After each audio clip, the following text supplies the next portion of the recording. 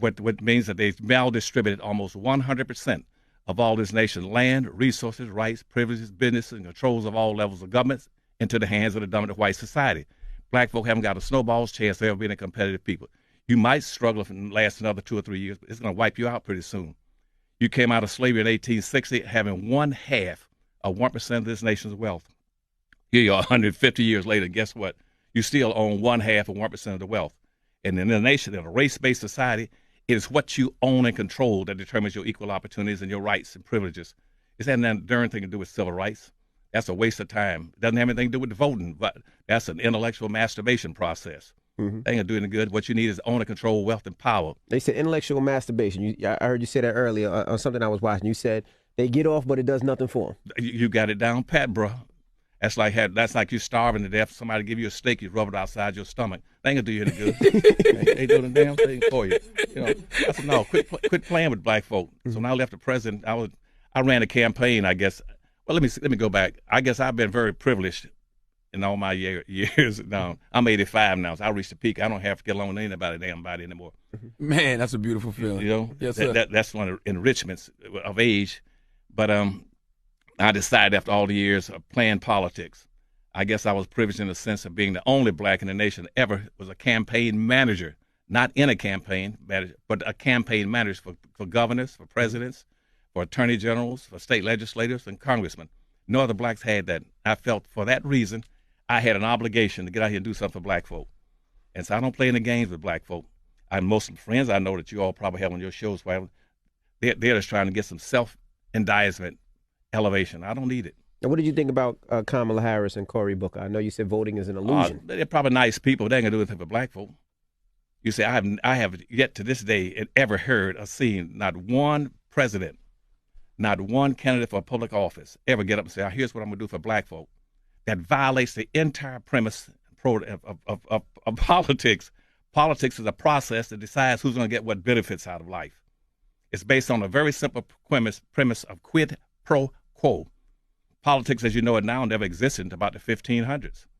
And it says we will determine who gets what blessings and who suffers. And so, consequently, nobody's ever stood up and said, here's what black folk are going to get. You're talking about the candidates. The first thing these black folks should be asking is not what candidate you're going to represent or going to vote for. Who cares? What you should be asking is, what are you going to get? What are you voting for? That's right. What are you going to get in exchange for your vote? That's right. What do you get? What are you voting for? What are you going to get? Mm-hmm. If you ain't getting a damn thing, why are you voting? And see, black, and not one candidate, in all the years I ran campaigns, not one candidate or one president or one party, political party, neither the Republican or the Democratic Party, Libertarian Party, the Green Party, not one has ever promised that if I get the black vote, here's what I'm going to do for black folk. It's the first year it's ever happened, and I think the only reason it's happened is because of all the hell that's being raised on social media. And, you know, like a lot of times when these presidential candidates come up here, we ask them specifically, what is your black agenda? See, you're right. And what did she say to you? Well, I mean, they all have little things here and there. The only person I've seen have a real live black agenda is Mayor Pete. He has the Douglas plan, which is based off Frederick Douglass. Okay, right. And see, most of them, what they're going to do is give you that old game that they used during the formation of this country in 1789. Mm-hmm. And they met up in Philadelphia and says, we're gonna build this nation, and we're gonna create a document that make us the cradle of democracy. It's gonna be a constitution. And they said, and we're gonna make this a land of opportunity and freedom for everybody. Yeah, right. Okay. So they met in Philadelphia for a whole week. You know what they did for a whole week? They closed the doors and put the guards on the windows in Philadelphia, and said, "Now we got to write this Constitution, but we got a problem now. If we're going to offer this as a land of opportunity for everybody, isn't it inconsistent and hypocritical for us to be getting ready to enslave all these damn black folk we're bringing into the country? They said, how are we going to get past that? They said, well, what we'll do, we'll run a game on them. They've been running that same game ever since. What we'll do in the Constitution, we use very broad and ambiguous terms. And certain terms, certain of those broad ambiguous terms would apply to whites and certain apply to black folk. So in the United States Constitution said, we the people, all God got a God-given right to life, living, and pursuit of happiness. Initially, it wasn't even happiness. It was really a property, because black folk are going to be property. And so that's what it was structured on. And they said, well, what about black folk? When they read the Constitution, they said, what we'll do, let's use other words. Let's use code words like those who are indebted, those who are in bondage, those who are property, those are 3/5 of a human being, Mm-hmm. those who are equal to a field animal. And our people never figured that out. So you got all our civil rights leaders running around for years and running for public office like you're talking about we got rights. You don't have any rights in the Constitution. There's no rights for blacks in the Constitution.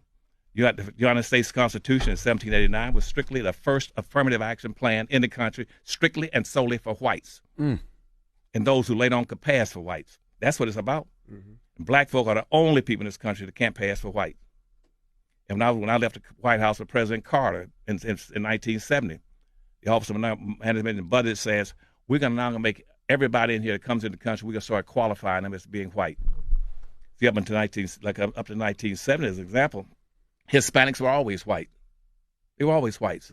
But what happened in 1970, I was over education for the state of Florida at that time, and I have the dubious honor of writing the second affirmative action plan in the United States, but the first one for black folk.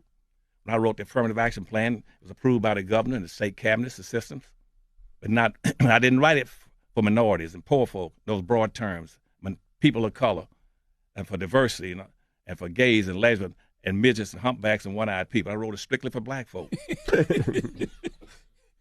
So listen, is there any way that blacks can correct the resource imbalance? Yeah, you can. See, and you start playing the game. That's why my second book, I wrote the first book called Black Labor, White Wealth, and which Ebony Jet calls the second Bible for black folk around the world. It sells all over Europe and into Africa.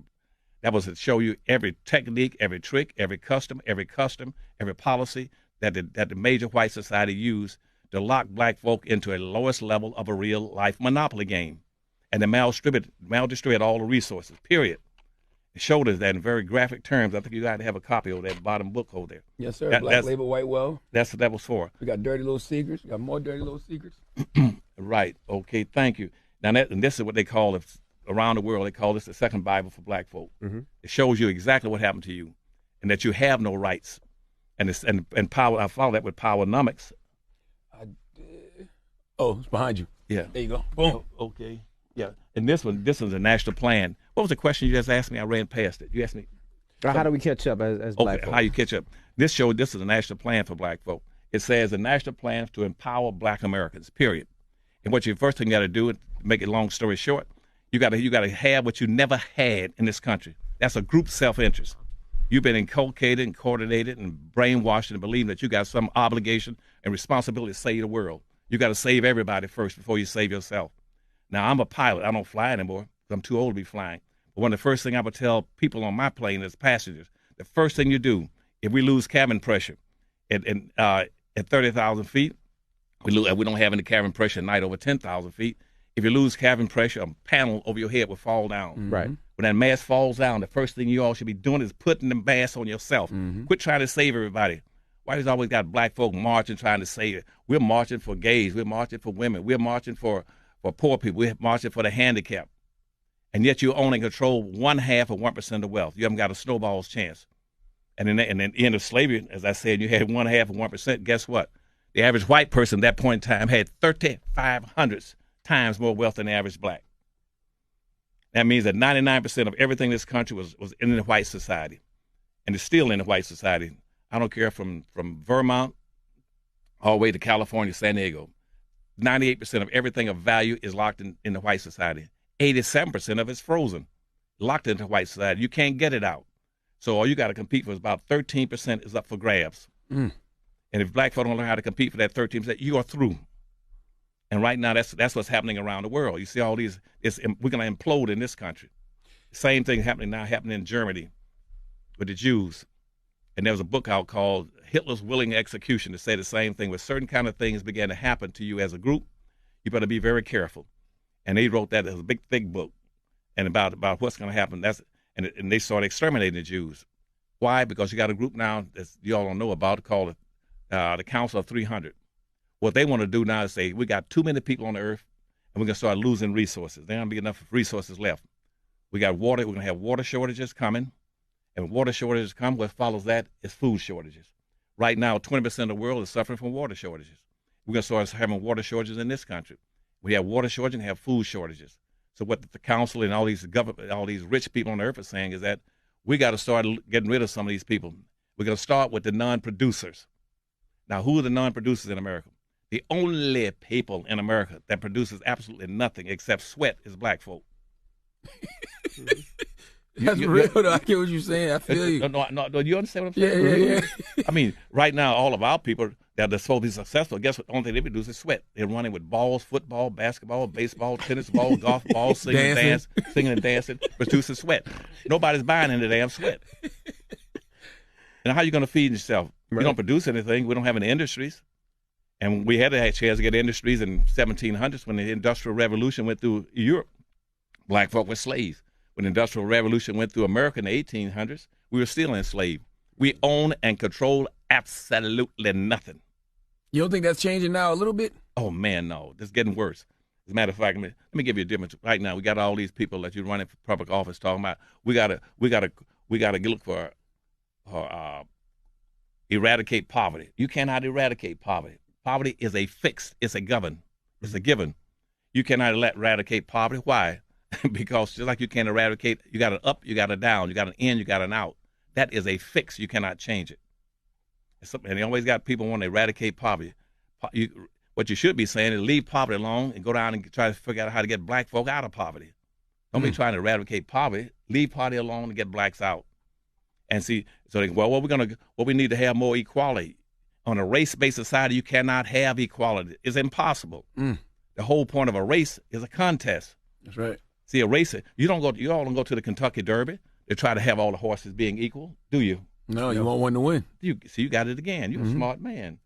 you want to see who comes in first, second, or place. Right. And so yet in a race-based society, why is it called a race? Race never started, never existed on the earth until the 1500s.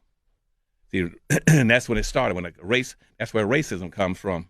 They didn't pick racism just out of thin air. It's a social construct. It's a social construct. Yeah. It's a social construct. They started, what we're going to do now that Columbus discovered America, you got in 1492, we got a lot of land over there. It's pretty much vacant. And we need to go over there and try to get that land. And what they said, well, let's go back. How are we going to do it? And they said, well, let's see. Back in about 1446, we had a guy named Henry the Navigator that went around the coast of Africa, and he picked up about 16 blacks, Africans, and brought them back to Europe, gave them to the Pope in the Vatican. And the popes that we use as slaves. And so the Vatican used blacks as slaves. That was one of the first ones, from about 1446 up to about 1488. Then Pope Innocent came out and said, well, having these people as slaves, that's a good thing. And so why is that important now? Because you see, the Fox Channel be telling you all, while blacks complain about being slaves, we've always had slaves. No, you have not. You may have had slaves, but not based on skin color. And Pope Innocent came out and says, in the future, don't enslave anybody based on the traditional manner. You can only enslave people for being either a prisoner of war or for personal indebtedness or religious persecution. He said, let's skip that now and enslave them based on skin color. That was her start. That's her trigger in 1488. So when Columbus discovered America in 1492, he had all this land over here.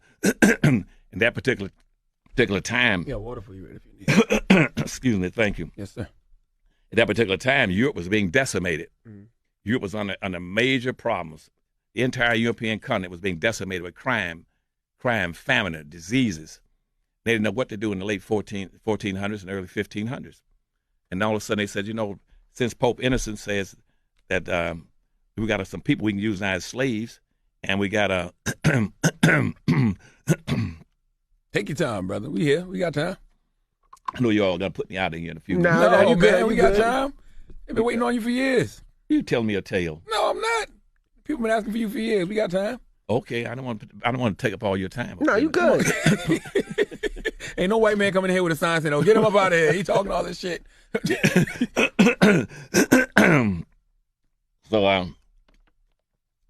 So when Columbus discovered America, they had all this land, and Pope Innocent said, use these people. Let's have a new form of slavery.